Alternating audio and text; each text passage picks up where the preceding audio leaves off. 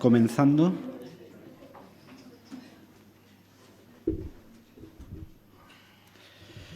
Muy bien, buenos días a todos y a todas y bienvenidos de nuevo a esta segunda jornada del curso de verano sobre tecnologías de la información y comunicación y servicios sociales.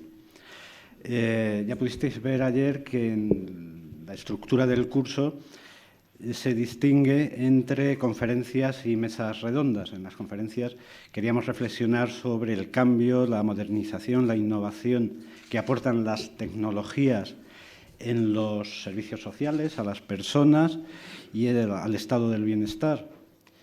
Y en las mesas redondas lo que buscábamos era exponer, que tuviéramos conocimiento pues, de iniciativas concretas, de proyectos, productos y servicios que ya están en el mercado, que ya están disponibles para todos y que muestran cómo las tecnologías de la información y comunicación pues, ayudan precisamente a las personas mayores, a las personas con discapacidad o en situación de dependencia.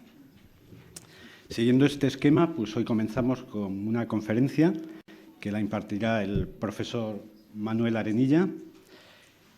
Manuel Arenilla es doctor en Ciencia Política y de la Administración por la Universidad Complutense. Es también funcionario de carrera, miembro del Cuerpo Superior de Administradores Civiles del Estado y ha sido sucesivamente profesor titular de Ciencia Política y de la Administración en las universidades de Granada y Rey Juan Carlos de Madrid.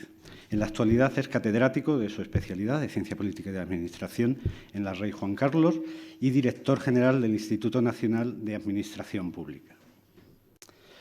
En su actividad administrativa y política ha sido también, entre otros cargos, pues, director general de Función Pública en la Comunidad Autónoma de La Rioja y consejero de Desarrollo Autonómico, Administraciones Públicas y Medio Ambiente en el Gobierno de La Rioja. Tiene numerosas publicaciones sobre sus principales líneas de investigación y yo destacaría sobre todo las dedicadas a modernización de la Administración y reforma del Estado. Además, como esto es un curso de tecnologías, pues quería hacer referencia a que él es un apasionado de las nuevas tecnologías.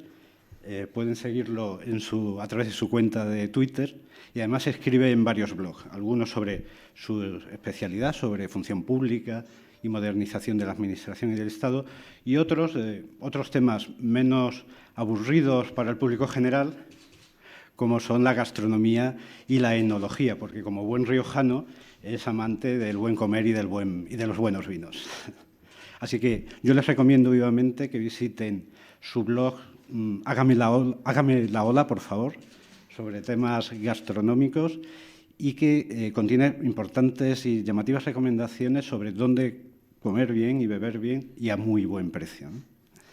Bueno, pues hoy el profesor Arenilla nos va a hablar sobre la sociedad del bienestar y las políticas de innovación social. Muchas gracias. Muchas gracias, Rafa. Muchísimas gracias al IMSERSO por la invitación y a la Universidad Complutense, que es mi casa madre de origen, tanto como alumno en la licenciatura como en el doctorado. Sería muchísimo más divertido, seguro, hablar sobre vino y gastronomía y seguro que estoy más capacitado que para hablar de casi todas las otras cosas. Entre otras cosas porque me divierte mucho más. También me divierte mucho la administración a la que me he dedicado toda mi vida profesional. Voy a hablar de pie, vamos a ver si lo podemos hacer para que sea más entretenido. Vamos a ver, han dicho, ¿se oye bien o si no cojo el cable? Claro, pues perfecto, esto es tecnología.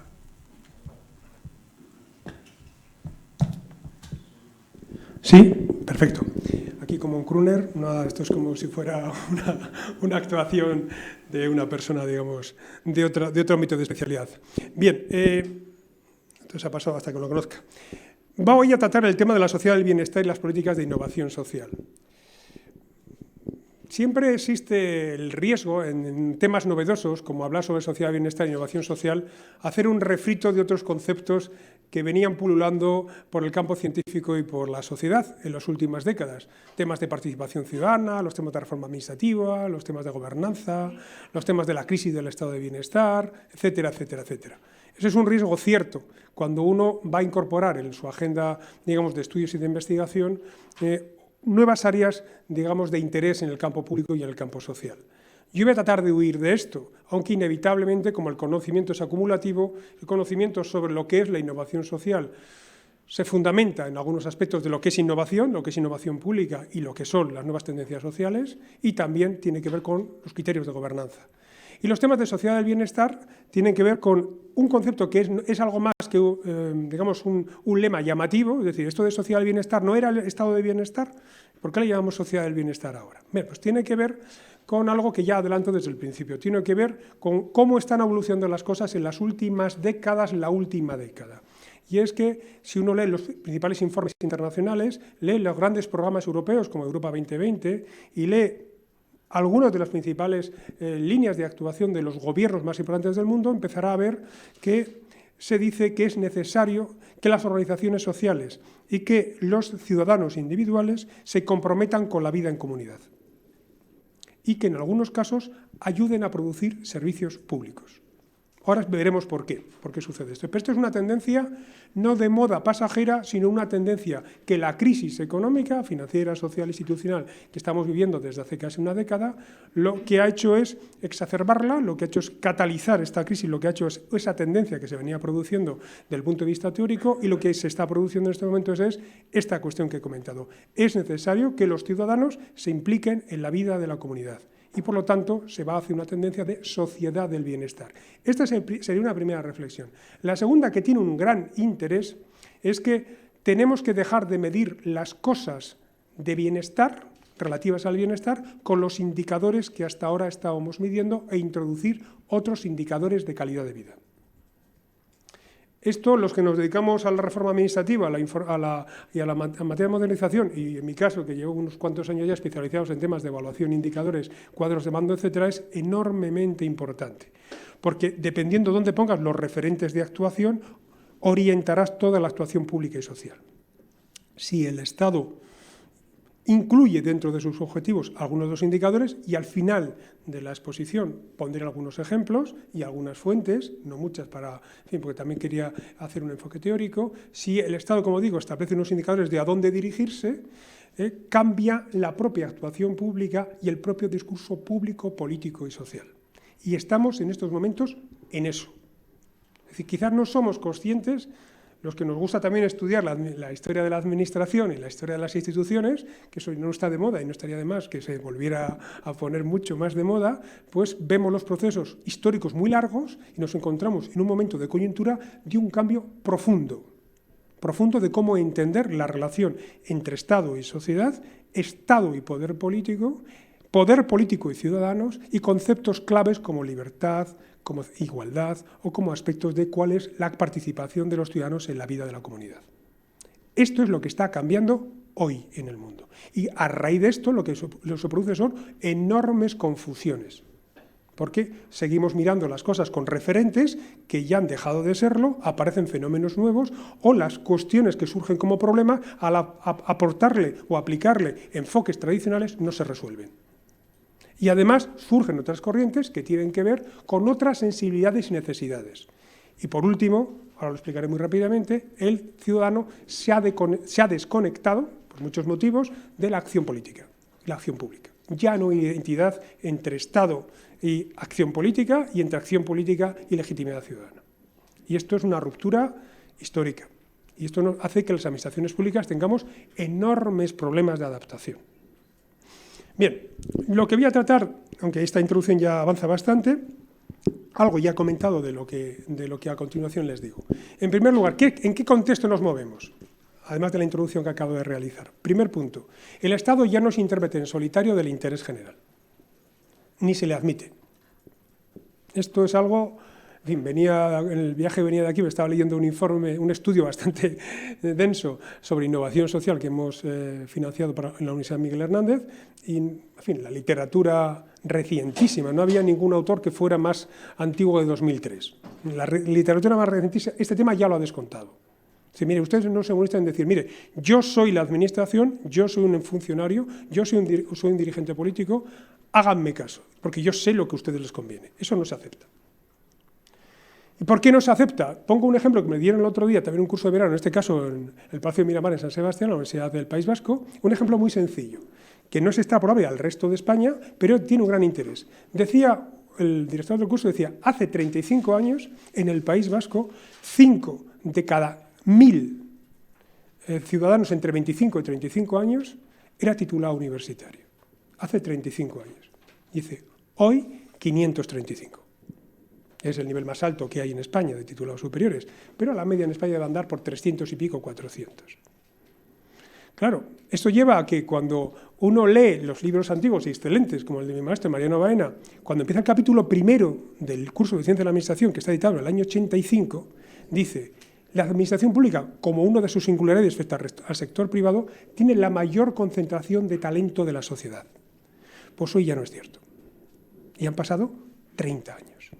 Hoy ya no es cierto, aunque tiene una concentración de talento enorme, pero ya no es cierto. Y esto tiene una serie de consecuencias profundas en cuanto a la relación y también en cuanto a la legitimidad. El segundo elemento es que ningún actor, por tanto, puede por sí solo alcanzar sus objetivos, ni siquiera un actor público, ni siquiera el Estado. Es decir, para tener éxito en las políticas públicas tienes que ir en compañía de otros. Se ha incrementado una zona gris. El otro día le llevaba la atención a unos compañeros que yo hablaba de la zona gris, es un tema muy antiguo, pero bueno, cuando uno conoce otros enfoques teóricos, pues al final le parece todo nuevo, aunque este caso es antiguo. La zona gris significa que no es ni público ni es privado. De la zona gris se hablaba cuando todavía no se hablaba de las ONG ni del tercer sector. Y era, ¿qué es esto que no es público, que no es privado, pero que realiza funciones para la sociedad, para la comunidad? Eso es zona gris. Bueno, esa zona gris se ha disparado, hasta tal punto que organismos internacionales y las propias empresas privadas recomiendan que la actividad privada incorpore en su acción diaria, en su acción, digamos, empresarial, ya no solo el beneficio empresarial legítimo, evidentemente, sino acciones y beneficio para la sociedad. Ya no solo como la responsabilidad social corporativa, sino algo más, que se impliquen en la coproducción de servicios para la comunidad. Ya no el modelo tradicional de las fundaciones o el modelo de la financiación de determinados proyectos sociales, sino que se impliquen en la coproducción de servicios para la comunidad. Toda la línea de colaboración pública-privada, los partenariados públicos-privados, que van más allá de la mera contratación con el sector privado, sino que van a crear un entorno alrededor de las administraciones públicas con o sin financiación, con o sin liderazgo de la administración pública, que generan actividad que calificaríamos, sin ninguna duda, hace 5 años, 10 años, la calificaríamos de pública. Sin lugar a dudas. Esto es otra novedad. Y este tema hay que seguirlo. En España, por cierto, la red de colaboración, de red social de las empresas sociales, de las empresas de responsabilidad social corporativa es amplísima, es muy profunda y muy organizada. Bien, esto lleva a que para tener legitimidad democrática, no voy a profundizar mucho en ello, pero para tener legitimidad democrática necesitas la colaboración de los otros actores. Y esto de la legitimidad democrática no es una cosa de los politólogos, es una cosa muy seria. Es muy seria porque tiene que ver, yo necesito otorgar legitimidad porque si no, no acepto el ejercicio del poder. Y por tanto el ejercicio de la dominación legítima. Y por tanto no acepto el ejercicio de la autoridad pública. Y por tanto no le acepto a usted, político, funcionario, trabajador social, no le acepto. Esto es un tema más importante de lo que parece, no es un tema de políticos, es un tema de la propia fundamentación de la democracia y del ejercicio legítimo del poder. Bien, esto lleva a que una política pública, sea la que sea de servicios sociales o sea, en fin, de infraestructuras, da lo mismo, es un conglomerado variable, una red de actores muy variable y muy distinto, de una densidad también variable, pero muy diferente a lo que era hace unos años. Hace unos años la participación o la colaboración público-privada era una institución pública que habría un órgano colegiado en el que participaban distintas organizaciones sociales o de interés empresarial, etc. Esto es un tema que sigue existiendo lógicamente, pero es claramente insuficiente. Sino que son coaliciones complejas de variables para sacar adelante determinados proyectos y además muy complejas desde el punto de vista intergubernamental. La red de actores que hay a nivel estatal no es la misma que a nivel autonómico, que a nivel local, que a nivel puramente de un barrio. No es la misma red, aunque la política sea la misma. Esto hace que nos encontremos ante un detalle importante, que es la complejidad. Y fíjense que la complejidad casa muy mal con un elemento central de la cultura administrativa, que es la burocracia. La burocracia no está preparada para la complejidad, solo está preparada para tratar cosas iguales. Entonces es capaz de normalizarlas, pero cuando son cosas muy diversas y además atendiendo a distintos niveles y realidades, no puede afrontarlas. Es decir, los teóricos, en este caso que provienen del campo de la informática y las matemáticas, dicen son problemas mal estructurados. Y los problemas mal estructurados, la burocracia no puede abordarlos. Y esto es lo que lleva a que necesita abordarlos con otros sistemas y con otros actores. La siguiente cuestión es que el bien común es responsabilidad de todos. Esta es una cuestión que viene desde la antigua Grecia. ¿Cómo participan los ciudadanos y la sociedad y los actores que intervienen en la sociedad en la creación del bien común? Fíjese que nos hemos dado la tranquilidad durante las últimas décadas en que el bien común era responsabilidad del Estado. Del Estado. Y cuando había cualquier tipo de problema social o cualquier tipo de conflicto en la sociedad, pedíamos que el Estado interviniera. Sea de lo que sea de seguridad, de servicios sociales, de pobreza, de desigualdad, de educación, sea de lo que sea. Pedíamos más recursos y nos inhibíamos. Sí, es cierto que hacíamos algún tipo de, de escarceos y poníamos a los padres y las madres y las poníamos en los colegios, en los consejos escolares. Con poco éxito, por cierto. Pero poco más que esto, realmente poco más que esto. Esto lleva a que es necesaria otra forma de articular la política. La política de arriba a abajo, la política homogénea, da igual de lo que hablemos, la política donde los actores son conocidos y son siempre recurrentes, es una política que, si nos fijamos en estos momentos, ha dejado de existir. Y esto lleva a la siguiente cuestión, y es que lo nuevo se construye ahora. Venía leyendo que una de las resistencias a la innovación y al cambio es una resistencia humana. El ser humano le cuesta cambiar. Le cuesta cambiar porque el cambio lo que genera es inseguridad. Y hace todo lo posible para quedarse como estaba. Y es humano, no porque sea conservador, que lo es, porque somos animales y necesitamos conservar la vida. No solo eso, sino porque hemos llegado hasta donde hemos llegado después de un desarrollo de decenios o de siglos que nos ha llevado a una posición cómoda, favorable y que, oye, a mí me ha ido bien para llegar hasta aquí. Y por lo tanto yo creo que se reproduzca el modelo y tengo miedo a cambiar. Esto es lo más importante de la resistencia al cambio, que es el resultado de un producto histórico, cultural y social. Y cambiar eso, evidentemente, genera nuevas alianzas, nuevos equilibrios, ganancias y pérdidas, y eso produce un rechazo. Pero lo nuevo, lo digo para tranquilidad de los asistentes, se puede detectar en muchas de las cosas que hay hoy en día, que ya hacemos. Lo nuevo significa que algunos de los principios viejos van a seguir existiendo, pero relegados, y otros que estaban por allí aparecen con mucha más fuerza y aparecen otra forma de enfocar las cosas. Uno de los éxitos de los enfoques de coaching y los enfoques que tienen que ver con la transformación de las organizaciones basadas en las personas, tiene que ver con esto. Tiene que ver con que la referencia en estos momentos que se está produciendo sobre la innovación y cambio en el mundo que nos estamos moviendo, tiene que ver con la centralidad de las personas. El siglo XXI va a ser el siglo de las personas, porque ya el siglo XXI permite, sin lugar a dudas, que con las nuevas tecnologías podamos detectar las necesidades individuales de cada una de las personas. Y exigimos una acomodación de nuestros requerimientos que se ajuste a las administraciones públicas y a las organizaciones sociales y las privadas a esos requerimientos. Y eso hace que la persona va a tener una centralidad como hasta ahora no la había tenido. Y por lo tanto también hace que, debido a ese enorme talento que haya acumulado la sociedad, sea mucho más crítico y también haga que en esa sociedad se produzca elementos de transformación y de innovación como nunca antes habíamos vivido. Decía el otro día un compañero, que es un teórico de la política, que una de las características de nuestro tiempo actual es que las reivindicaciones que hay en la calle son reivindicaciones para quedarnos como estamos. Mientras que las reivindicaciones de los años 60, 70 y 80, y algunos de los 90, era para cambiar las cosas. Y es así. Hay pocas de las que hay ahora que son para cambiar las cosas. Son para quedarnos como estamos. Da igual el campo que toquemos. Educación, sanidad, servicios sociales, transportes, quedarnos como estamos. Bueno.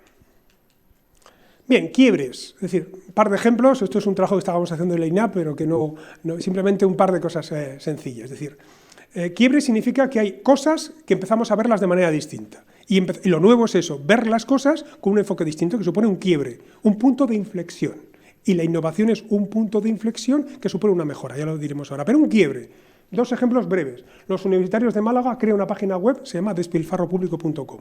¿Por qué? Hay una necesidad social que no queda satisfecha por las organizaciones sociales, por las empresas, por la administración pública, por la política, y crea una web. Universitarios. Por eso estaba dando yo esta conferencia en Málaga y estaban allí ellos. Bueno, el otro es DoeFund, que es la primera plataforma web de crowdfunding para ayudar al pago de hipotecas. Hay una necesidad social, hay un problema grave y se crea una plataforma de crowdfunding. Curioso. Y el lema es muy interesante. Sé tú el cambio que quieres ver en el mundo. La centralidad de la persona. Y esto tiene que ver con otro tema conexo que está también incluido en esta ponencia, ¿no? Que es la innovación, la modernización y el cambio. Yo le decía el otro día en una clausura de un curso de liderazgo de dirigentes políticos y altos funcionarios del conjunto de las administraciones públicas españolas, les hacía una pregunta. Decidme en estos momentos qué leyes hay que cambiar para producir cambios importantes en materia de calidad, en materia de evaluación del rendimiento, en materia de formación por competencias, en materia de medición y evaluación de cargas de trabajo. Decidme qué es lo que tenemos que hacer nuevo. Decidme qué leyes son las que hay que cambiar. La respuesta es ninguna. Ninguna.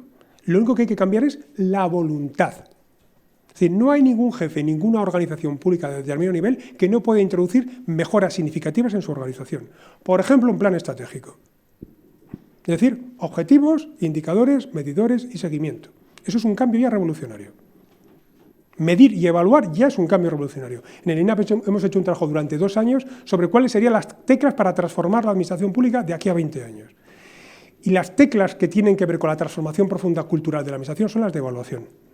Evaluar, contrastar, comparar, medir. Esto ya es un cambio. ¿Qué leyes hay que cambiar para hacer esto? Ninguno. Es el lema. Sé tú el cambio que quieres ver en el mundo. Y es un lema más allá de lemas hippies de los 70, ¿no? Es decir, no se queje usted de que no hay cambios, hágalo. Bueno, no acierto con esto. Bien, la fundamentación teórica más rápida sería esta. ¿Qué le pasa al estado de bienestar en estos momentos? Serían muy rápidamente. La intervención del Estado en los últimos años, las últimas décadas, ha llegado prácticamente a ocupar la sociedad. El término medio del sector público en la OCDE es del 45-46%, en España un poquito menos, alrededor del 42-43%. Es decir, casi toda la riqueza de un país es pública y el resto de lo que no es público está inducida o controlada o regulada o fomentada o, en fin, sancionable por parte del Estado. Y esto tiene ventajas desde el punto de vista de lo público, aquellos que dicen de lo público, pero pensemos desde el punto de vista de la libertad individual o desde el punto de vista de la sociedad.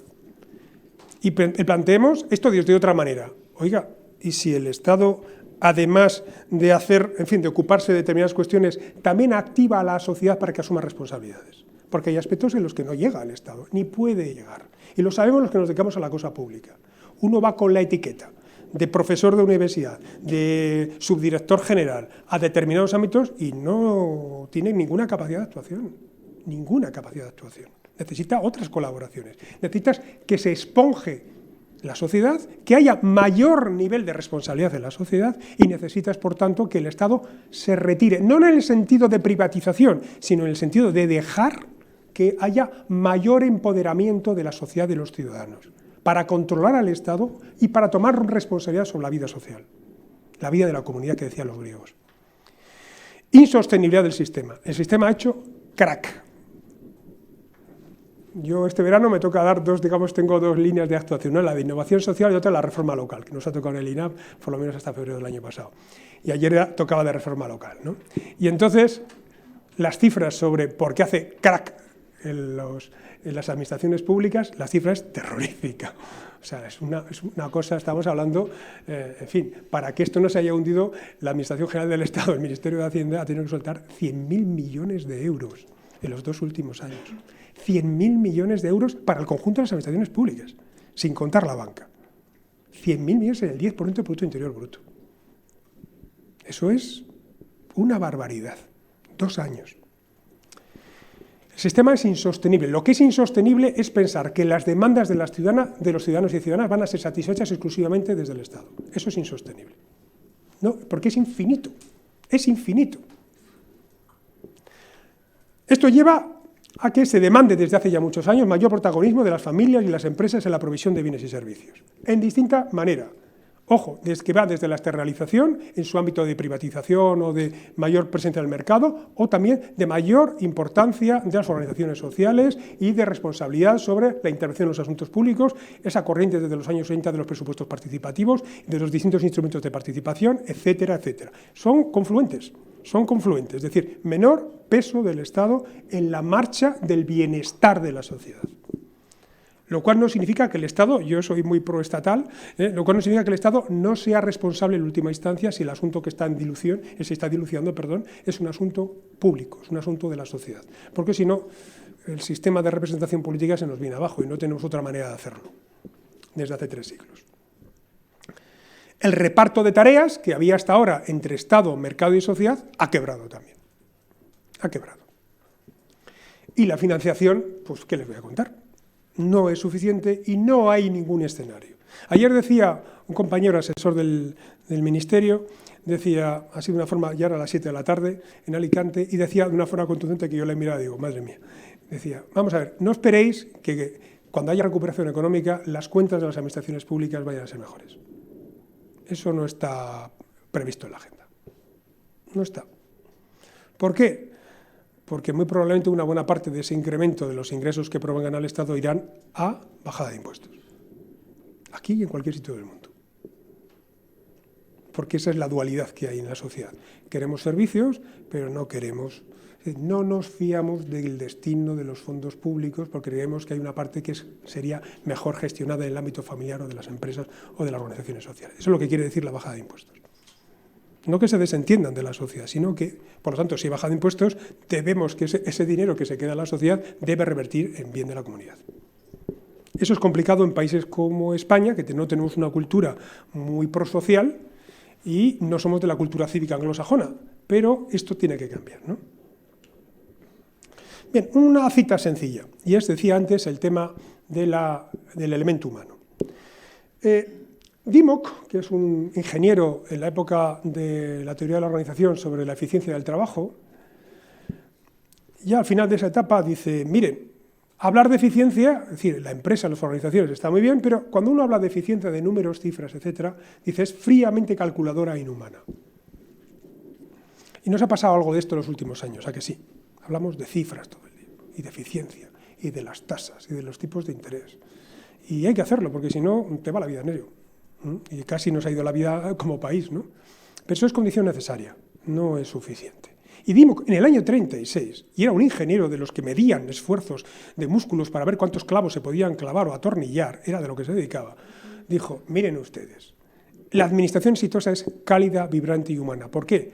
Porque se refiere a personas, a las necesidades de las personas. Esto dio lugar a la Escuela de Relaciones Humanas, en los años 40, llegó hasta más adelante, y se ha vuelto a recuperar esta idea. Hablamos de personas. El éxito en política, en administración pública y en la sociedad es satisfacer las necesidades de las personas, de las organizaciones sociales y de las empresas. Ese es el punto de referencia de una administración exitosa que ahora le llamaríamos buen gobierno. Le llamaríamos 80 años después buen gobierno. Pero ese es el referente. Y la regla del 9 para saber si lo estamos haciendo es si hemos mejorado efectivamente en nuestra actuación pública la vida de las personas, de las empresas y de las organizaciones sociales. Porque si tenemos dudas, la respuesta no está claro que eso debe estar en el ámbito público. O tenemos que mejorar los procedimientos y la organización, ¿no? ¿Me acierto yo con esto? Bien, más reciente, estos muy recientes son la teoría del nuevo servicio público, esto es un matrimonio de Denhart y Denhart que describen lo siguiente. El gobierno no debería funcionar como un negocio, sino como una democracia. Esto puede sonar muy radical, pero puede ser una idea parecida a la anterior. ¿Qué es lo esencial de la acción pública? Si yo preguntara en la sala, y aquí hay seguro que unos cuantos empleados públicos, preguntara ¿a qué nos dedicamos los empleados públicos? Diríamos a prestar servicios públicos. Básicamente es lo que venimos diciendo en las últimas décadas. Prestamos servicios públicos.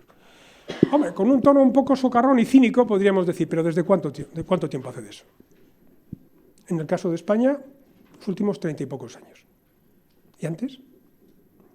Porque me dirán, también se prestaban servicios públicos, ya con 1 millón de personas en el año 80 y algo. Actualmente 2.700.000 y hace 3 años 3.300.000. Con 1 millón y pico de personas, pocos de personas, pocos servicios públicos se podían prestar. El fundamento no es ese. Lo que hacemos las administraciones públicas cuando prestamos servicios públicos y actividades públicas es garantizar derechos y libertades de los ciudadanos. Son derechos y libertades de los ciudadanos. Derecho a la educación, a la igualdad, a la movilidad, el derecho al libre mercado, el derecho a la seguridad, el derecho a la libertad de expresión, la libertad de manifestación. Eso lo hace la administración pública todos los días. Eso es lo que es propio de la administración pública y no es propio del sector privado. Y eso es democracia. ¿Qué es democracia? Derechos, libertades, hombre, instituciones, etcétera, etcétera. Pero la esencia de la democracia son derechos y libertades. Y eso es lo propio. Por lo tanto, un gobierno debe funcionar eficientemente, condición necesaria. Sin eso no podemos entrar en otra consideración, pero no es suficiente. Debemos poner énfasis en garantía de derechos y libertades. De ahí el énfasis en el fortalecimiento democrático, que si vemos cuál es el fortalecimiento democrático, ¿qué consiste? En fortalecer la transparencia, la rendición de cuentas, en la información, empoderamiento a los ciudadanos, etcétera, etcétera, etcétera. Eso es dar más derechos o que sean más efectivos los derechos de los ciudadanos en este campo. Esto lleva a que los nuevos referentes de actuación de los ciudadanos sean distintos a mero receptor de servicios de calidad. Son necesarios los servicios de calidad, pero nos encontramos con un ciudadano que es fundamentalmente sujeto de derechos y obligaciones y es un ciudadano democrático, conformador de derechos. Ya no solo se conforma con ser receptor de derechos, sino que pide ser conformador de derechos. Participar en cómo se cumplen esos derechos, cómo se llevan a cabo. Es cierto que puede ser no general en la sociedad, pero si vemos lo que hay de fondo en muchas de las críticas al sistema político actual y, digamos, las manifestaciones que hay de fondo en la sociedad, tiene que ver básicamente con esto. Oiga, yo no me fío de usted, pérdida de confianza. Y, por lo tanto, yo quiero intervenir, quiero rehacer ese modelo contractual que había entre Estado y sociedad. Quiero que se rehaga sobre fundamentos nuevos. Bueno, estas son cifras que quizás no vean todo el mundo, pero son muy sencillos. En el año 2012 el CIS decía que el 36,6% más 10% negativo, muy negativo, perdón, el 47,3% opinaban que el funcionamiento de las administraciones públicas era negativo, bastante negativo o muy negativo. 47% había subido 10 puntos en apenas 3 años. La colaboración con alguna otra organización y asociación en España es un nivel intermedio bajo dentro de la Unión Europea, son los datos de la encuesta Eurosocial, es un 17,6%. La confianza social es media-baja, estos son datos del CIS, la OCDE tiene otros datos más optimistas. Me quedo un poco sorprendido porque los datos del CIS, bueno, pues sabemos dónde salen. Los de la OCDE, ellos dicen que salen de algún sitio, pero no coinciden. Pero aquí sí que hay serias estadísticas. Pero en cualquier caso, la confianza social no es demasiado alta, o deberíamos en cualquier caso. Es un reto para la sociedad española fortalecer la confianza social. Porque sin fortalecimiento de la confianza social no hay colaboración social, no hay igualdad, no hay capital social, no hay participación, no hay bla, bla, bla, bla. Y es cierto. Y además, esto ahí sí que coincidimos todos, los indicadores de confianza política son bajísimos, bajísimos. Es decir, la confianza en las instituciones, la confianza política es de las más bajas de Europa. Y la bajada ha sido, en los últimos 20 años aproximadamente, de alrededor de 50 y tantos % de personas que confiaban en la política y en las instituciones políticas, se ha bajado a un 20 y algo %. La bajada en 20 y tantos años ha sido espectacular. Sobre el funcionamiento de la democracia, el sentimiento general es que está poco o nada satisfecho con el funcionamiento de la democracia, nada menos que el 67% de los ciudadanos. Las 2/3 partes de los ciudadanos. La serie estadística se ve desde el año 83, son 30 años, y hemos pasado del 42% de descontento a un 67%. Ojo, significa... No están satisfechos con el funcionamiento de la democracia, no significa que no crean en la democracia, no, es con el funcionamiento. Es decir, todavía España, a diferencia de otros países, como hemos podido ver en las últimas elecciones europeas, solo hay que ver cómo está el Parlamento Europeo representado, todavía tiene crédito la democracia entre nosotros. La pregunta es, ¿hasta cuándo? ¿Hasta cuándo es posible? Innovación y administración pública, algunas ideas. ¿Qué es innovación en general? Pues lo he dicho antes, es productos o procesos que producen mejoras a determinados problemas y generan un punto de inflexión. No solo es la mejora, diríamos en términos actuales, es un cambio de observador, es otra manera de ver las cosas, una innovación. Esto se puede resolver de otra manera. Ese sería un eureka, pues eureka, se puede resolver de otra manera. Eso es lo que es innovación.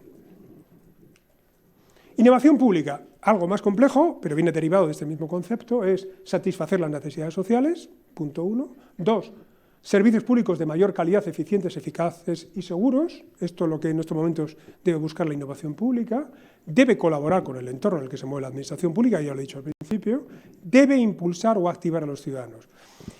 Esto ha cambiado en las últimas décadas. Ya la administración pública no solo debe consultar o recibir la opinión de los ciudadanos, a través de procesos que se hacían hace unas décadas, no solo debe incluir a las organizaciones sociales, empresariales o de cualquier tipo dentro de los órganos de participación o, en su caso, de decisión de las administraciones públicas, sino que debe activar a la sociedad para que asuma su responsabilidad en ella y que tenga más poder para exigir responsabilidad a la administración pública. Es otro paso distinto. Esto está escrito estos no son los de la cultura cívica, está escrito por un profesor alemán, que es Klaus Koenig, y plantea este concepto de activación de la sociedad, que es distinto al fomento. Usted actívese para que sea responsable de la vida en comunidad y me lo ponga difícil. Bien, contar con las personas como protagonistas del cambio. Ya he dicho antes que la era en la que nos encontramos es la era de las personas, la era de los individuos. Y liderazgo público. Liderazgo público variable. En algún caso como observador, a ver qué estáis haciendo, porque me interesa, porque estáis produciendo servicios para la comunidad y yo quiero que haya algunos principios que se respeten, entre ellos los fundamentales, claro es, los derechos y libertades, quiero que se respeten. Y por eso el Estado históricamente se ha metido en la vida interna de las organizaciones. Oiga, pero esto es una asociación civil y ¿por qué se mete el Estado a decir si el funcionamiento es democrático? Hombre, porque es un principio no solo político, es un principio social. Es decir, que ese liderazgo puede ser eso, como podríamos decir, o un liderazgo activo, de colaboración público-privada, donde yo pongo recursos o yo directamente llevo la iniciativa en todo este ámbito. ¿Qué sería lo nuevo en el ámbito público? Algunas cosas sobre la innovación. Primero, necesitamos redefinir la cartera de servicios. Se ha hecho, de vez en cuando se ha hecho en servicios sociales recientemente, donde se dice quién hace qué y qué hacemos. Pero eso hay que seguir trabajando en ello. Cuando surge el debate sobre la reforma local, sobre los servicios sociales, pues tiene que ver con quién hace qué y qué hacemos. Ayer se contaron varias experiencias en Alicante, la Diputación de Alicante, por cierto, de cómo la Diputación había asumido la teleasistencia por retirada de los ayuntamientos y de la Generalitat. Lo asumió. Bueno, es un reparto nuevo de funciones. Y cuando uno observa ese tipo de cuestiones, ve que está en pleno cambio. Siguiente. Debate sobre prioridades sociales. Necesitamos redefinir no solo la cartera, sino las prioridades sociales, que es el tema fundamental. Y el debate público tiene que ir sobre prioridades. No podemos dejar las prioridades sociales exclusivamente a las oficinas presupuestarias, que es lo que hemos hecho estos últimos años. Y ya han repriorizado el gasto, ¿eh? Y habría que echar un vistazo a alguien más que los compañeros y grandes amigos interventores del Estado. Además de ellos, alguien más debería echar un vistazo a cómo ha quedado la cosa, después de estos ajustes desde el año 2010. Habría que echarle un vistazo. Innovación, creatividad e innovación social. ¿En qué consiste? Coproducción de servicios, conocimiento y talento compartido. Vamos a comunidades de aprendizaje, vamos a aprender, vamos a una posición que he dicho antes. Hay un porcentaje altísimo del talento que está en el ámbito privado, no en el ámbito público. Y por lo tanto, oiga, yo sé lo mismo que usted o menos. Una mentalidad distinta. Ahora bien, yo tengo algo distinto a usted. Esto en el ámbito público. A mí la sociedad me ha atribuido la garantía de derechos y libertades. Y a usted no. Y yo en cada actuación tengo que velar por eso. Ese es el interés general. Que siempre queda muy difuso. Los compañeros de derecho lo difuminan mucho. Intereses generales, no. Derechos y libertades. Derechos y libertades. Se respetan todos. desde el de igualdad hasta el de libertad de expresión o el de participación. ¿Se respeta? ¿Qué barreras son las que impiden acceder a esos derechos? No, yo ya lo he ofertado. Bueno, hay barreras, oiga, hay barreras de acceso, muchas. Centralización y flexibilidad. Y vamos a modelos, esto es un ejemplo, distintos a los de ahora. Vamos a vivir con administraciones que van a recentralizar muchos de sus servicios y a la vez van a flexibilizarse mucho. A la vez, en el mismo sitio. Y lo estamos haciendo ahora. Centralizamos compras y necesitamos flexibilizar la manera de gestión y de atender los problemas. Mucho más de lo que hacemos ahora. Innovación social, brevemente. Bueno, esto es una sopa de letras y están asociados al concepto de innovación social. Social, repensar, innovación, cambios, creatividad, comunitaria y también cosas no tan positivas, arriesgado, crítica, pánico, límite, término. Innovación social también genera, como cualquier concepto relacionado con el cambio y la transformación, genera también sus problemas, que son las barreras a esa innovación. Bueno, esto es una definición que es una definición síntesis de muchísimos autores, pero que, bueno, como estamos trabajando en el INAP, hay en estos momentos 5 grupos de investigación de distintas universidades trabajando sobre esto. Necesidades humanas insatisfechas, punto primero. Hay que buscar soluciones efectivas para problemas y desafíos que generen innovación. Es decir, es innovación social, lo que he dicho antes de innovación, punto de inflexión y un cambio perceptible. Tercero, debe crear valor social a través de mejoras. Valor social. Mejorar la vida en comunidad. Eso es lo que es valor social. Debe haber cambios en las relaciones sociales, genera cambios en las relaciones sociales, en la gobernanza. Es decir, la innovación social lo que hace es que entren otros actores, junto con el Estado y con otros actores que ya existían anteriormente, a producir servicios o a resolver problemas o a sugerir innovaciones, etcétera, etcétera. Y en el comportamiento, incremento de la participación de manera distinta a la institucional que tenemos en estos momentos y las nuevas tecnologías, en fin, posibilitan enormes avances, ¿no? Incrementar la capacidad sociopolítica y que genere empoderamiento. Es decir, debe empoderar, la innovación social debe trasladar poder de lo público y del Estado a la sociedad. Es decir, estos son medidores de cuando hay innovación social. A esto le podemos asociar indicadores. Y el último es un proceso de abajo arriba, con, ojo, como he dicho, con liderazgo público. Cuando entramos, porque, insisto, hay una parte importante que es creación de valor social, y el valor social tiene que estar, en fin, digamos, tiene que haber cierto control o por lo menos cierta supervisión por parte de lo público, porque si no tenemos un problema entre lo que es el sistema, digamos, político, el sistema de participación democrático, con el sistema, digamos, que vayan creándose en redes, etcétera. ¿Qué hemos hecho en el INAP? Muy brevemente, no es que seamos nosotros para dar muchos ejemplos, pero bueno, alguna cosa estamos haciendo. Nosotros nos dimos un plan estratégico e incluimos dentro de la visión del INAP, es promover una buena administración orientada al bien común. Era una especie de cosa de decir, bueno, esto no es del INAP, pero creemos que la administración debe ser una buena administración, eso significa garantizar derechos y libertades, y debe orientarse al bien común. Lo que he dicho antes, ¿mejora efectivamente lo que estamos haciendo en la vida de las personas y de las organizaciones y empresas? ¿Sí o no? Y los principios, entre ellos nos dimos orientación al ciudadano. Hicimos una encuesta a finales del año pasado a 1.200 altos funcionarios de la Administración del Estado, del nivel 24 al nivel 30, y el resultado que salió fue, oiga, adscríbanse a estas competencias profesionales. Hubo 3, pero hubo una en especial, donde no se autoadscribieron directamente, prácticamente nadie, y en algunos casos los niveles superiores, nadie. Y es orientación al ciudadano. ¿Por qué? Porque entienden que eso lo debe hacer otro ámbito de la vida pública. La pregunta es si el empleado público, si la administración pública no está orientado al ciudadano y a la ciudadana, ¿a quién está orientado? Si eso no lo tiene claro todos los días de lo que está haciendo, ¿cuál es el referente? Esto es una encuesta, lo tenemos publicado, está... Si metéis ahora hemos creado un banco de conocimiento complejísimo, pero si metéis INAP y venéis estudio de competencias, aparece en 300 y pico páginas con un montón de tablas. Ahí están. Hemos creado una línea que se llama innovación, INAP, de innovación a la administración pública, no de INAP, es un juego de palabras, innovación a la administración pública, que es promover e impulsar un sistema de conocimiento y de cooperación, sistema de conocimiento y cooperación, un ecosistema de conocimiento. Y el desarrollo de redes de investigación e innovación. Son redes. Nosotros en algunas lo lideramos nosotros, en otros son, como he dicho, universidades y en otros, otras administraciones. La red, por ejemplo, de carrera profesional es el Instituto Vasco de Administración Pública, porque llevan 20 años trabajando este tema. Son indudablemente los mejores. Nadie puede, y no puedo decir, como somos el Estado, somos los mejores. Pues mire, no, en algunas cosas no. Hemos hecho una línea editorial, INNAP Innova, 11 libros sobre innovación en las administraciones públicas, y no he podido meter, porque no he podido acceder todavía a él.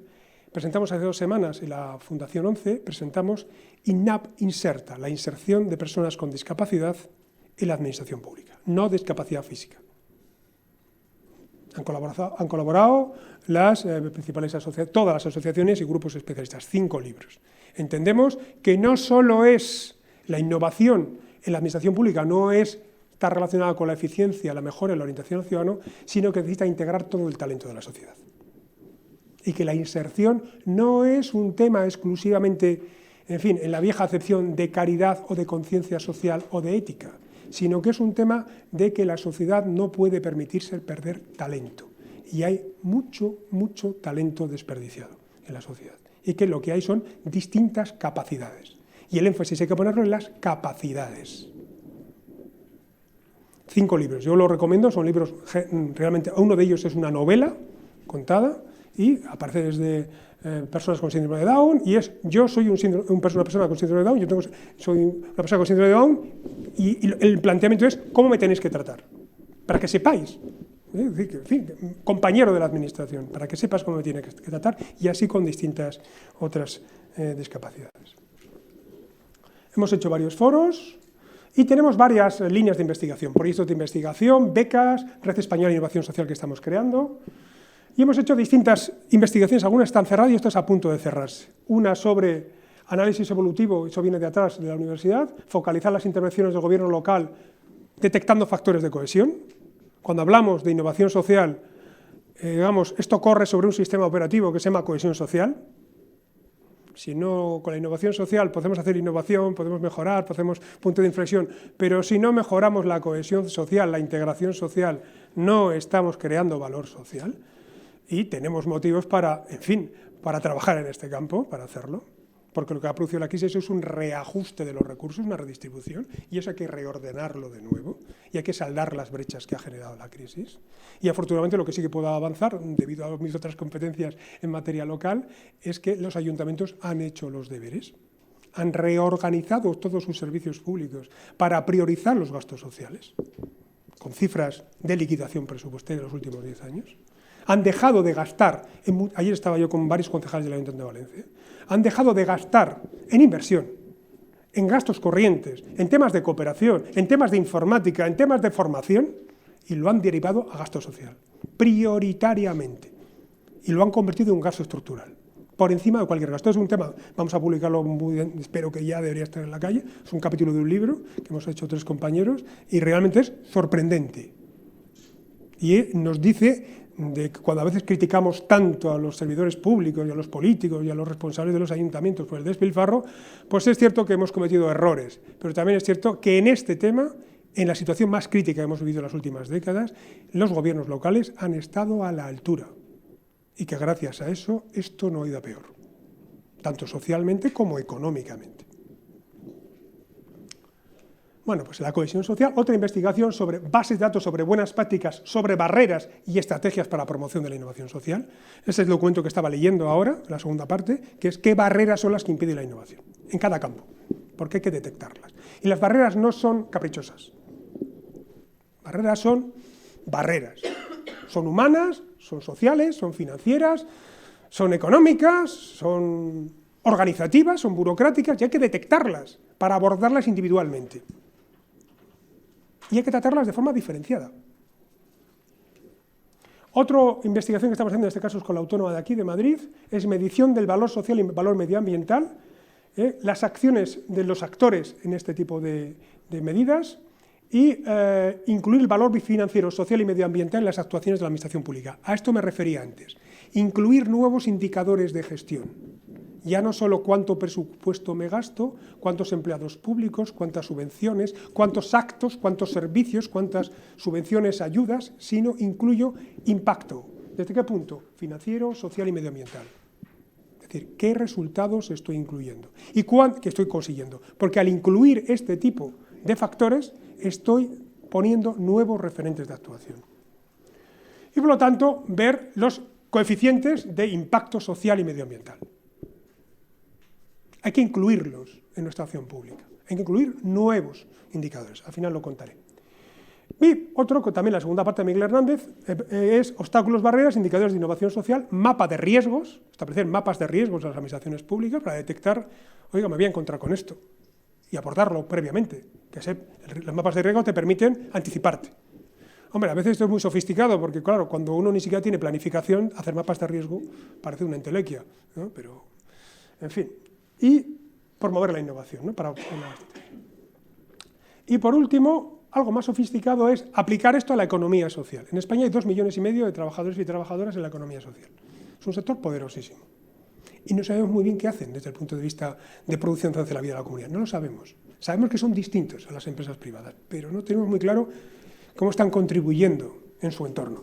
Bueno, y ese es el trabajo que se va a hacer desde un punto de vista cuantitativo y cualitativo sobre empresas sociales, satisfacción de necesidades de la colectividad y manual de principios y normas en este ámbito para las empresas sociales. Acabo ya.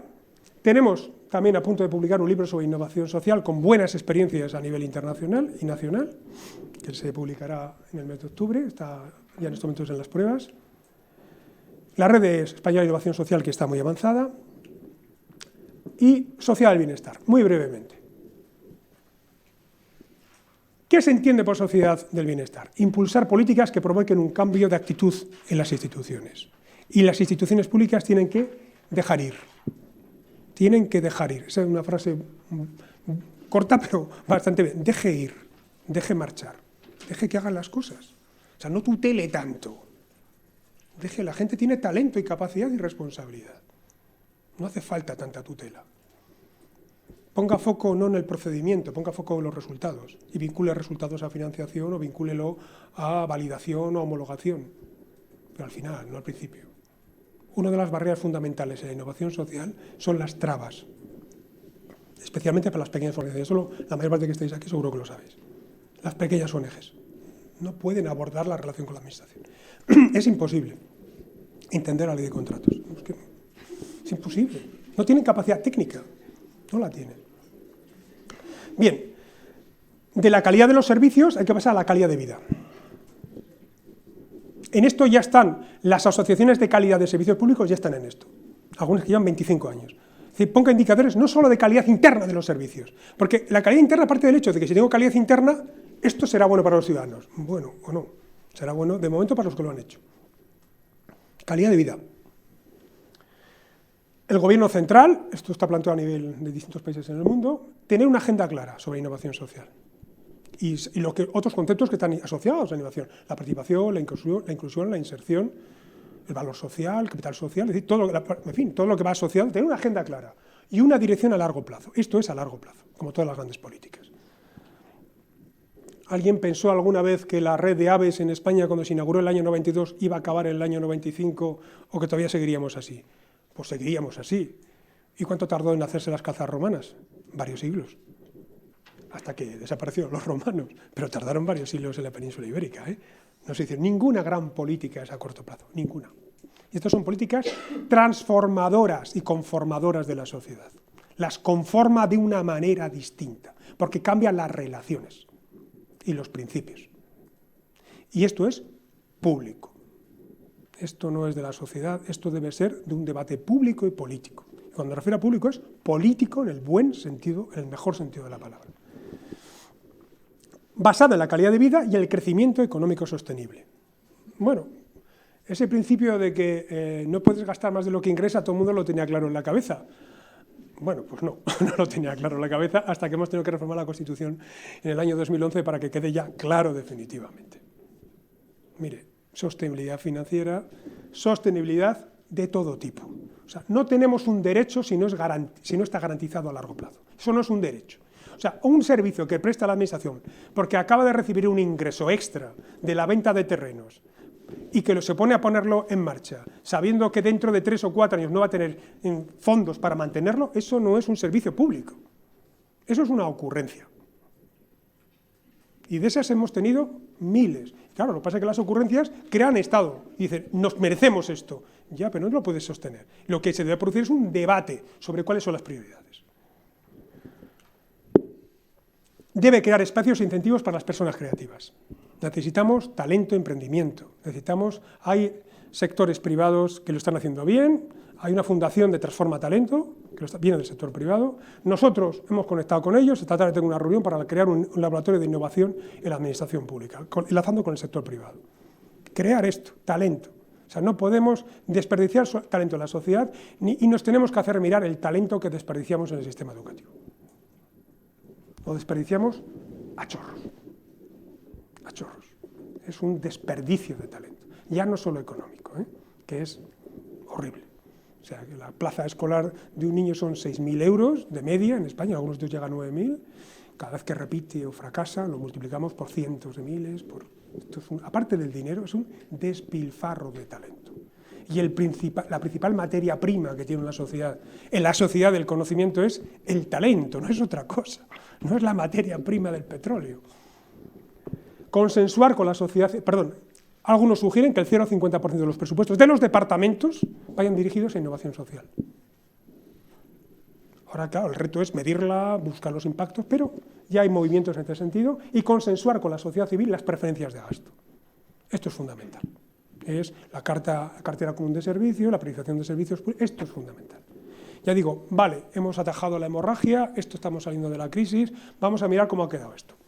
De verdad, hay que mirarlo, porque seguro que se nos ocurren algunos ajustes, digamos, mejores. Y por último, y acabo, es nuevos indicadores para una vida mejor. Esto que hemos dicho, nuevos indicadores, nuevos referentes, la OCDE, no, es complicadísimo entrar a la página y supongo que esto estará tan, cortocircuitado como cualquier servidor público, y ni me molesta. Ayer un compañero mío se tiró durante media hora y no lo consiguió, y yo ni me molesto. Pero los voy a leer. La OCDE es un indicador, además es de florecitas, uno pone España, puede construir sus propios indicadores, lleva así 2 años, está realmente bien. Es decir, la OCDE, que es desarrollo económico, la DE, cómo ha entrado en calidad de vida. Y en estos momentos son líderes en el mundo en cambio de mentalidad, cambio cultural, en transformación, en cambio de observador. Ingreso familiar disponible. Hablan de ingreso familiar disponible, no renta per cápita. Hablan de brecha entre ricos y pobres, 20% de ricos, 20% de pobres, y cómo evoluciona esto. Hablan sobre empleo remunerado, no de empleo, sino empleo remunerado. ¿Cuánto empleo remunerado hay? Hablan de horas de trabajo año, entre los indicadores de empleo. Hablan, porque eso tiene una importancia enorme a muchos efectos. Hablan de nivel educativo. ¿Cuántos titulados hay de cada nivel educativo? En comparación con otros países. Los datos en algunos casos son favorables para España y otros son realmente preocupantes. En este caso son preocupantes. Equidad escolar. No hablan ya de fracaso escolar y desde luego, claro que es necesario que se sea eficiente y eficaz en algunos indicadores y en algunas políticas públicas educativas, como es niños por aula, profesores por niño, etcétera, etcétera, etcétera. Retribuciones. Bien, esto es muy importante, pero no parece que haya sido suficiente para que sigamos estando en los puestos por debajo del 30. Por eso hacen incidencia en fracaso escolar y el nuevo indicador es equidad escolar. ¿Por qué? Porque no fracasan escolar igualmente todos los grupos sociales. Y esto es un problema. Fracasan más determinados colectivos, determinados territorios, determinadas familias, determinados niveles de renta, determinados niveles de estudio que otros. Y la cifra engloba enormes brechas, brechas que se añaden a otras brechas y que generan desigualdad. Y limita, entre otras cosas, el desarrollo económico. Lo siguiente es esperanza de vida.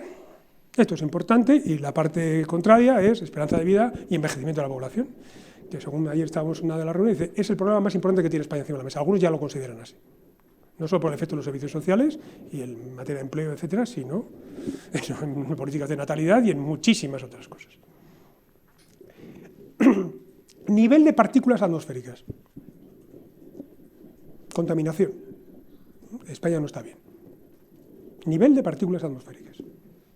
Calidad del agua, confianza social. El indicador de confianza social es importante, Porque la confianza social permite colaboración público-privada y permite mayor capital social y permite mayor aceptación de la colaboración del otro y permite una vida al margen del Estado. En esta crisis ha aguantado una gran parte de la sociedad debido a la red de las familias. La estructura familiar de España sabemos que ha cambiado radicalmente. Si la siguiente crisis dentro de 15 años, ¿cuál va a ser la red? ¿Van a ser las familias? ¿Qué familias? ¿No hay hijos? Tendrá que ser la sociedad, si el Estado quiebra. Y hay que prepararse para cosas como estas. Confianza política tiene que ver con calidad de la democracia, con la confianza en la sociedad. A baja confianza social, baja confianza política. Y se retroalimentan las dos además. Participación electoral es importante. Tiene que ver con la confianza, pero tiene que ver con el compromiso en la vida en comunidad, por parte del que se manifiesta un indicador claro. Y otro, hay muchos más, experiencias positivas en tu vida. ¿Cuántas experiencias positivas has tenido hoy? Que es una manera de mirar la felicidad, de una manera objetiva. Yo acabo ya con esto. Esto es un campo de exploración, lógicamente, la sociedad del bienestar va avanzando. Y ya acabo con esta frase. Esta frase es, ¿qué bienes he hecho yo hoy? Debe preguntarse todas las noches un ministro, un catedrático de universidad, un trabajador social, un director general, un subdirector. La frase es de 1820, de Javier de Burgos, que además de dividir las provincias en España hacía otras cosas, pero pone en énfasis en algo que he dicho. En cuanto ¿qué bienes he hecho yo? Es cuánto he mejorado hoy la vida de mis congéneres y de mis conciudadanos. Porque si no la he mejorado mucho, ¿qué tipo soy como ciudadano o como servidor público? Muchas gracias.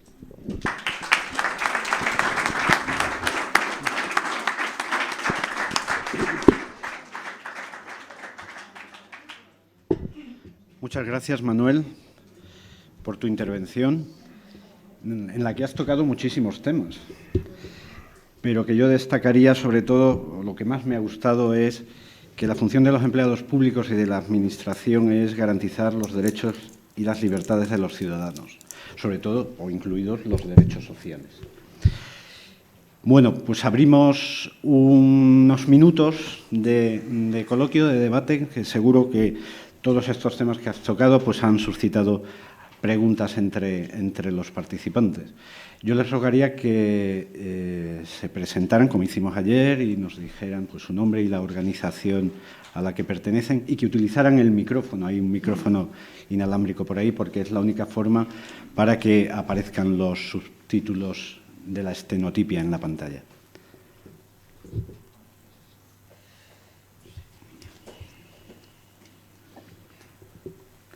¿No tenemos ninguna? Pues sí, aquí.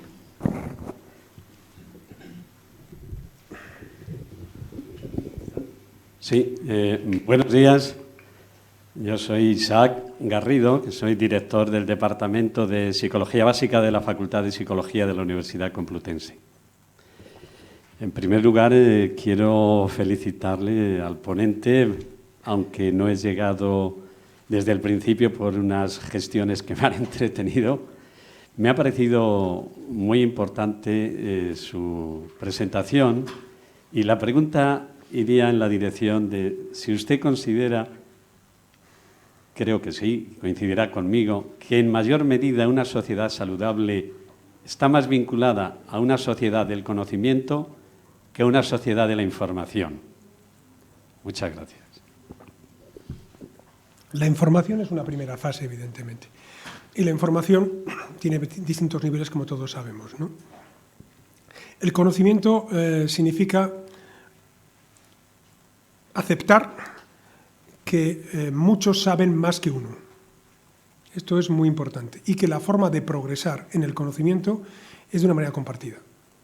Esto es, por ejemplo, en el INAP nosotros desde hace ya un tiempo, esto es teoría, vas teorizando, lógicamente, vas eligiendo los avances más importantes de la psicología y de la psicopedagogía, etcétera, y la conclusión que llegamos, y es en este momento la línea más avanzada, se llama intraemprendizaje. Es un aprendizaje interno, uno se responsabiliza de la asunción de conocimiento, pero compartido, en redes.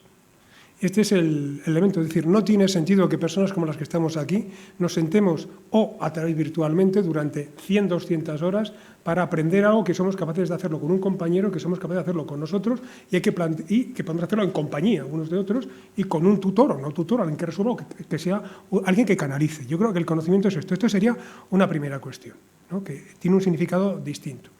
Después, el conocimiento tiene que estar vinculado, me voy a referir al ámbito público, a algo concreto, que son competencias. El conocimiento no es algo etéreo, porque es decir, nosotros lo que hacemos en algunos cuerpos de la administración pública, lo hacemos en todos, lógicamente, es, mire, usted tiene que aprenderse 220 temas. ¿Eso es conocimiento? Bueno, eso es una parte de conocimiento. Dice, y el resto del conocimiento que usted requiere para atender, por ejemplo, las necesidades de los ciudadanos, la predisposición que tiene usted hacia los ciudadanos, los valores y principios, ¿estos en qué temas los pongo? Las capacidades, aptitudes, habilidades, ¿eso dónde lo pongo? Eso no está en ningún sitio. Y a veces en el ámbito público, cuando hacemos estos procesos selectivos y el INAP seleccionamos a varias decenas de cuerpos del Estado, lo que hacemos es a ver si tenemos suerte con el que seleccionamos.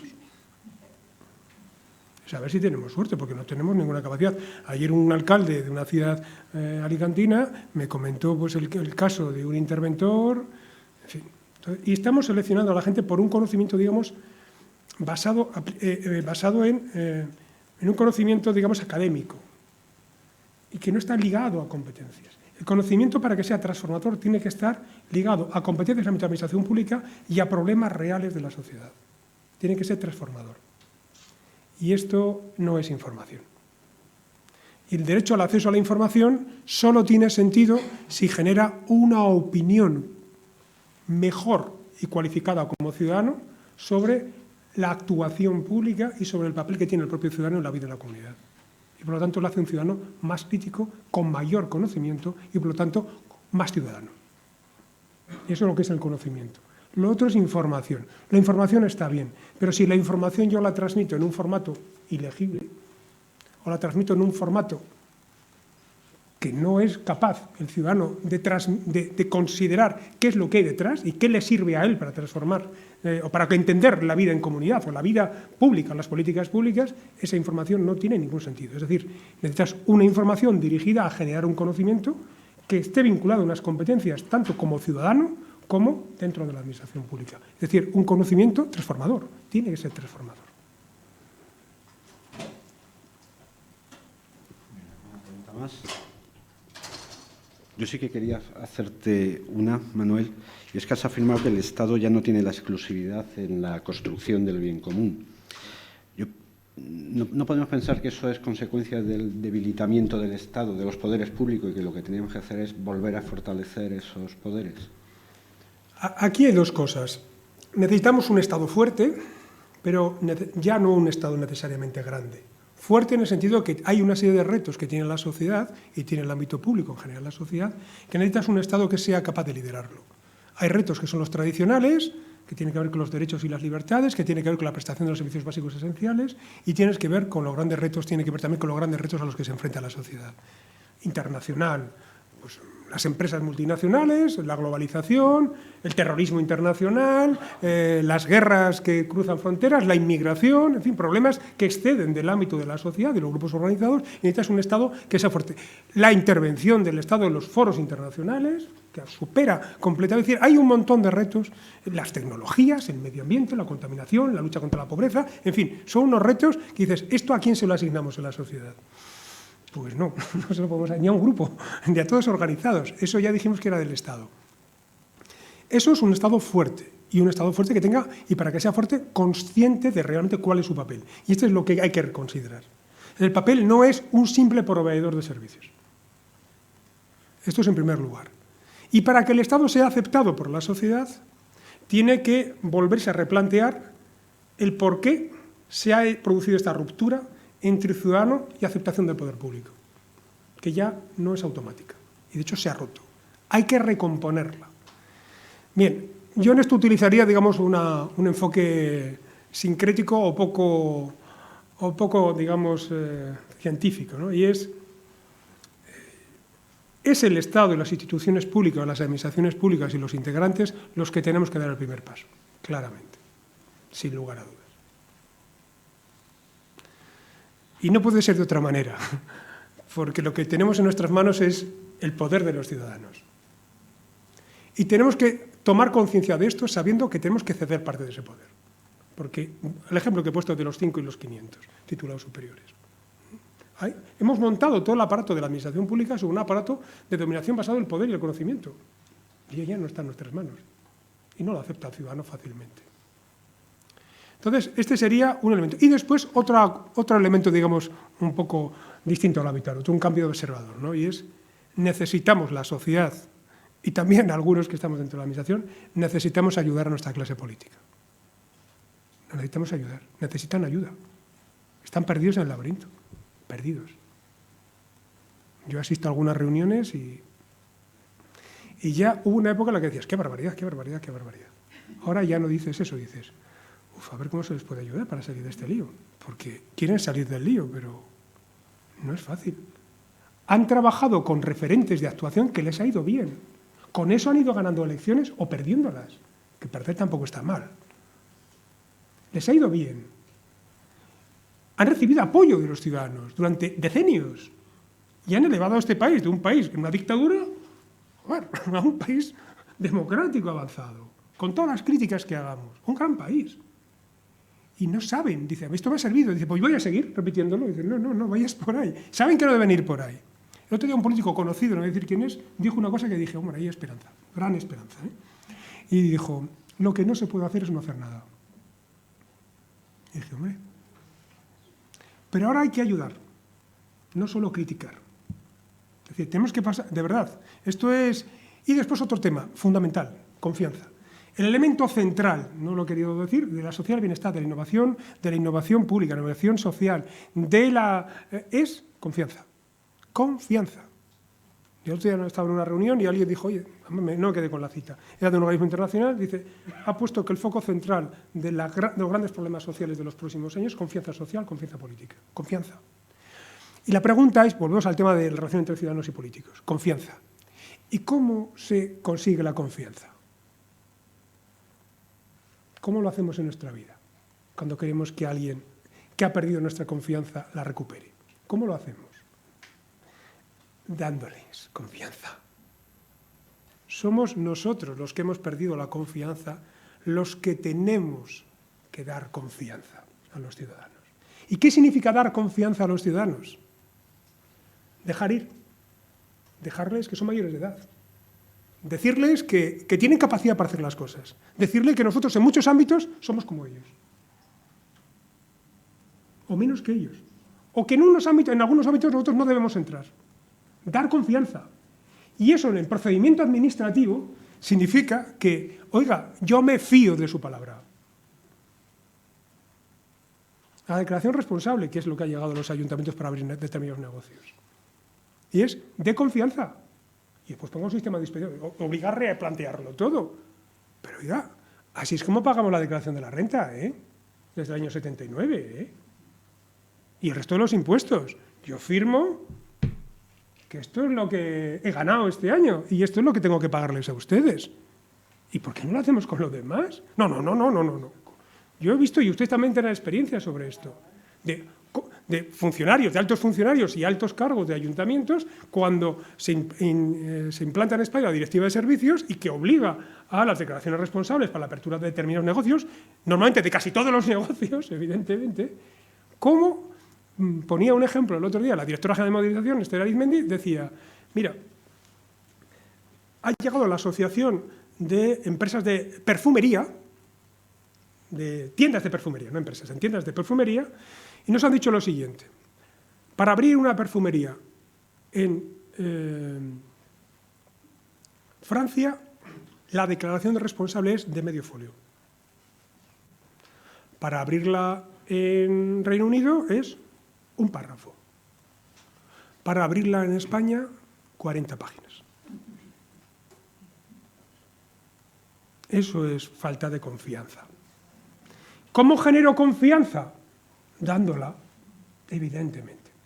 Y después eso obliga a reestructurar toda la administración, evidentemente, porque claro, una administración que presta servicios, que inspecciona, a una administración que controla y que inspecciona y que, en fin, que es, obliga a una reestructuración. Pero este es un tema central de ayuda a la clase política, ayuda a la administración y al Estado. Tienes que dar confianza y no la damos suficientemente. Sí, tenemos una pregunta allí. Hola, buenos días. Soy Antonino Sustac, director de Read Speaker para España y Latinoamérica. Muchas gracias por la presentación, yo creo que ha sido muy interesante. Al principio de la exposición ha comentado que en el mundo anglosajón pues es la red cívica o prosocial la que da cobertura. Al final se ha hablado que aquí en España es la red familiar la que lo ha estado dando, y además en las dos direcciones. Históricamente ha sido los hijos cuidaban de los padres y ahora son los abuelos los que cuidan del resto de la familia. ¿Hacia dónde debe ir para que en los próximos 15 años o 20 años, quiera Dios que no, pero, o nosotros que no, que haya otra gran crisis como la de ahora, hacia dónde debería ir? O realmente, porque es un tema cultural, yo creo también, más que otra cosa, para que esa cobertura pues, aquí en España pueda mantenerse. Hay un autor que ya falleció, Richard Rose, que cuando hablaba sobre el bienestar, hablaba que hay 3 fuentes básicas de bienestar. Puede haber alguna más, pero hay 3 fuentes básicas, que una es el Estado, todas sus múltiples manifestaciones, otra es la familia, en sus múltiples manifestaciones, incluida la red de amigos, etcétera, etcétera, y otra es el mercado. Y uno va buscando bienestar en los 3 focos. Hay un ejemplo sencillo, es uno tiene un niño o una niña y quiere que vaya a una escuela infantil. Si tiene dinero y esa es su vocación y su interés, va a una guardería privada.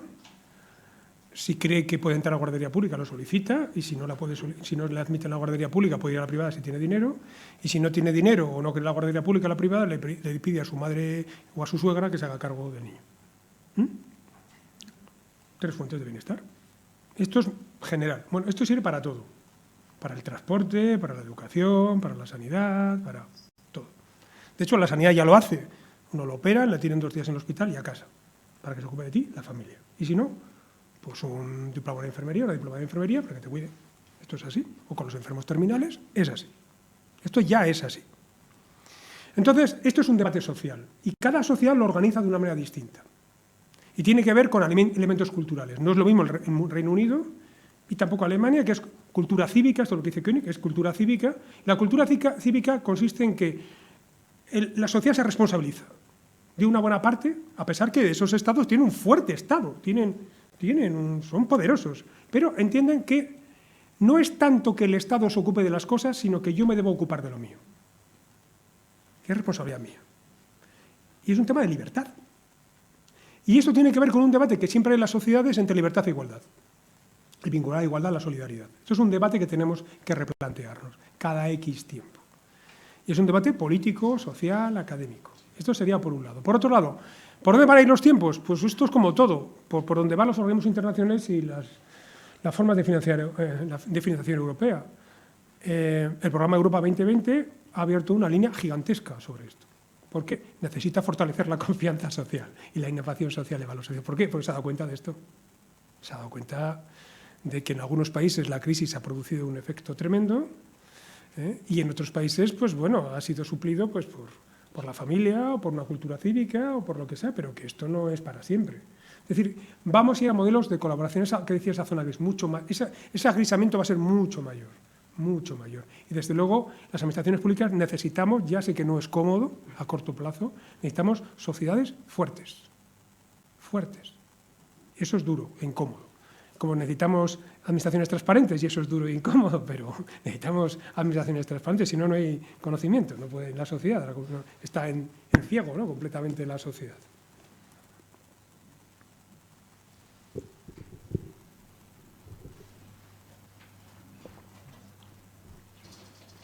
Aurelio López Barajas, de UNIR Cuidadores, que es un proyecto de innovación social de la UNIR para atender, para formar y asistir a los cuidadores familiares y profesionales de personas con algún tipo de discapacidad o dependencia. Enhorabuena por tu presentación.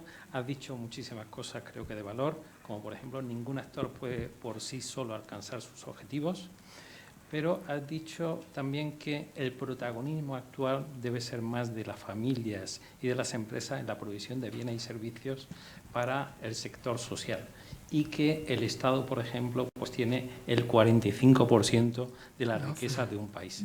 ¿No crees que por lo menos el Estado debe de impulsar más ese protagonismo de las empresas y de las familias, sobre todo de las empresas, para proveer productos y servicios de calidad y así ayudar a las empresas a llegar a esos colectivos a los que le puedan ofrecer esos productos y servicios de calidad? Bueno, pues con vosotros creo que estamos publicando el libro sobre innovación social, que tuvimos a María de Pablos trabajando con nosotros en La Coruña hace un tiempo. Vamos a ver, aquí hay un aprovechamiento mutuo. Es decir, la Administración necesita todos los recursos, es decir, la sociedad necesita los recursos disponibles. Es un problema de recursos. Hay un autor, que es una referencia en el campo de la sociología del conocimiento y de la administración pública, algo curioso, que es Miguel Beltrán, que ya está jubilado. Miguel decía que hay dos grandes aportaciones de la civilización occidental a la humanidad. Una es el Estado y otra es el mercado. Esa sería una frase. Otra frase tiene que ver con lo que he dicho antes de las 3 fuentes de bienestar, ¿no? Otra frase es que, ¿por qué desperdiciar todo lo que hay en una sociedad? Tienes que aprovecharlo. Y la otra, evidentemente, es que no es posible proveer los servicios públicos con el nivel que teníamos hasta hace unos pocos años solo con financiación pública y solo con prestaciones públicas. No es posible. No es lo que teníamos hace unos años, ni es, porque la sociedad no va a querer más recursos públicos, quiere más servicios públicos, pero cuando le preguntas si quiere más recursos públicos, más impuestos, ya ahí la cosa no está tan clara. Entre otras cosas porque tampoco se fía demasiado de cómo se gestiona por parte de la Administración. Y además los indicadores internacionales nos dicen que no somos muy productivos. Entonces, que algo de razón llevan. Entonces, es decir, necesitamos ese talento, necesitamos aprovechar los recursos que hay disponibles y después hay un aprovechamiento mutuo. Es cierto que la Administración se aprovecha del sector privado y lo ha hecho siempre, contrataciones públicas, hay una parte de colaboración público-privada, la parte contractual, que es la que siempre ha hecho. Y lo ha hecho francamente bien, en sectores muy determinados. En otros sectores, que es más reciente en nuestra historia, como es educación. Un porcentaje elevado de la educación y sistema educativo no universitario es privado, concertado con dinero público. Y es un debate recurrente en España, pero tiene que ver con aprovechamiento de lo de ya disponible en el sector y vinculado a otros elementos, la capacidad, la libertad de elección, vinculado a la educación. Este es un debate que ya sabemos que es complejo, pero también hay beneficio por parte de la empresa privada. La empresa privada, el mercado, necesita legitimarse también ante sus consumidores. Necesita, y no hay más que ver los anuncios de televisión de qué van. Es que no aparece el producto ya. Tiene que ver con las personas, tiene que ver con sus necesidades. Es cierto que la publicidad siempre tuvo que ver con eso, que crea, espacios de ensoñación, ¿no?, maravillosos en el universo, ¿no?, a veces inexistentes, y genera un consumo desaforado, ¿no? Otra cosa que tenemos que hacernos mirar, ¿no?, es en dónde ponemos la lógica por eso esos indicadores de la administración pública, indicadores de lo público también son importantes, pero también en el mundo privado, ¿no? Pongamos esos indicadores de calidad de vida, igual le damos más importancia a otras cosas, ¿no? Por lo tanto, hay aquí un enriquecimiento mutuo y a la vez un aprovechamiento mutuo. Hay una relación simbiótica. Es decir, las grandes corporaciones toman conciencia de que además de obtener beneficio, tienen que comprometerse con su entorno, medioambientalmente, socialmente. Hay un movimiento en España importante, que tiene más de 100 empresas y organizaciones públicas, muchas de ellas, entre ellas el Ministerio de Defensa, nosotros también estamos en el INAP, yo creo que también el INSESO debe estar, que es la Fundación Compra Pública Innovadora, Compra Pública Socialmente Responsable, ¿no? Bueno, que es incluir en las cláusulas de contratación pública elementos de cláusulas sociales, medioambientales, de igualdad, etcétera, etcétera, que busquen impacto medible. Eso hace que o bien el propio mercado por sí mismo lo busca para tener mejor imagen ante sus consumidores, o bien porque acepta que tiene un papel social que tiene que asumir, que va más allá del beneficio, o bien porque la propia administración puede inducir ese cambio. Y puede inducirle con un presupuesto al año que no baja, bueno, ahora ya está muy caído, pero bueno, volverá, esperamos, a 6.000, 7.000 millones de euros al año, sin contar algunos otros tipos de contrataciones o de ayudas, etcétera, donde puedes ponerse de cláusulas y puedes comprometer. Es decir, yo creo que debemos ir a un discurso, a mí esto poniendo a Miguel Beltrán, ¿no? Esto de contraponer el mercado al Estado es antiguo. Es antiguo. Como es antiguo contraponer administración pública a sociedad o individuo a grupo, eso es antiguo. Y lo es antiguo en términos técnicos y en términos del 50% de la población que en el año 2020 va a ser nativa digital en España. A un nativo digital no saben de qué le estamos hablando. Coge un aparato de estos y se mueve y obtiene, y opina, o se cabrea, o pide, o demanda, o se conecta.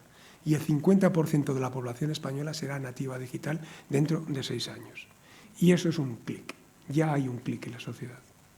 Y el clic es: yo tengo necesidades y yo necesito ser atendido en mis necesidades. Y yo colaboro también. Y tengo capacidad de saber cuál es el impacto de mi colaboración y lo quiero saber. Y esto está haciendo cambiar, y es una manera también de ruptura. Cambio de hacer política, cambio de entender la administración, cambio, y el modelo de confianza cambia.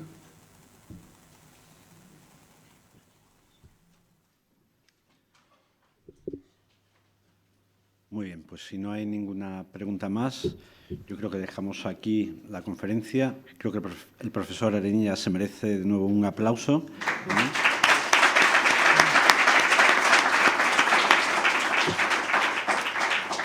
Y, bueno, pues hacemos una breve pausa. Está ya aquí listo. Bueno, va a pasar el director general del INSERSO a proceder a la inauguración oficial del curso.